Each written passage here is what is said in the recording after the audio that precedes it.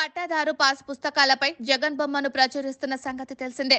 గత కొంతకాలంగా విపక్షాలు దీనిపై అభ్యంతరాలు వ్యక్తం చేశాయి, విమర్శలు గుప్పించాయి. అయినా సరే ప్రభుత్వంలో ఎటువంటి కదలిక లేకుండా పోయింది. ఇప్పుడు ఎన్నికల ప్రచారంలో విపక్షాలకు అదే ప్రచార అస్త్రంగా మారింది. అయితే దీనిపై అధికార పక్షంలో కూడా అసంతృప్తి ఉంది.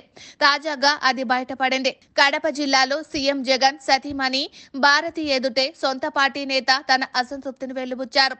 అందరి ముంగిట బాహాటంగానే చెప్పుకొచ్చారు. ప్రస్తుతం ఇదే వైరల్ అంశంగా మారింది. ఇటీవల పులివెందులలో జగన్ నామినేషన్ వేసిన సంగతి తెలిసిందే. అక్కడ ప్రచార బాధ్యతలను ఆయన సతీమణి భారతి చూస్తున్నారు. ఇప్పటికే కడప లోక్సభ స్థానం నుంచి కాంగ్రెస్ అభ్యర్థిగా షర్మిల పోటీ చేస్తున్నారు. పులివెందులలో సైతం సవాల్ చేస్తున్నారు. ఈ తరుణంలో పులివెందులలో గత ఎన్నికల మాదిరిగా ధీమాగా ఉంటామంటే కుదిరే పని కాదు. అందుకే అక్కడ ప్రచార బాధ్యతలను భారతికి అప్పగించారు జగన్. ఈ నెల 11 వరకు ఆమె పులివెందులలో ఉండి జగన్ కు మద్దతుగా ప్రచారం చేయనున్నారు. ప్రస్తుతం ఆమె పులివెందుల నియోజకవర్గంలో వరుస పర్యటనలతో బిజీగా ఉన్నారు. వేంపల్లిలో పర్యటిస్తుండగా భారతికి మాజీ సర్పంచ్ భాస్కర్ రెడ్డి నుంచి ప్రశ్నలు ఎదురయ్యాయి. మా తాతల కాలం నుంచి వారసత్వంగా ఇచ్చే భూములు పట్టా పాస్ పుస్తకాలపై జగన్ సీఎం ఫోటో ఎందుకు అని నిలదీసినంత పని చేశారు.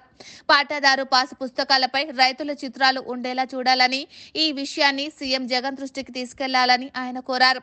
అక్కడితో ఆగకుండా సీఎం జగన్ ప్రతి సమావేశంలోనూ నా ఎస్సీ, నా ఎస్టీ, నా బీసీ, నా మైనారిటీ అంటున్నారే తప్ప ఒక్కసారి కూడా రైతన్న అని అనడం లేదని కూడా వ్యాఖ్యానించారు. రైతు భరోసా కింద రాష్ట్ర ప్రభుత్వం ప్రకటించిన 16,000లో సగం సొమ్ము కేంద్రానిదేనని, దీనివల్ల రైతులకు ఎలాంటి ప్రయోజనం లేదని వ్యాఖ్యానించారు.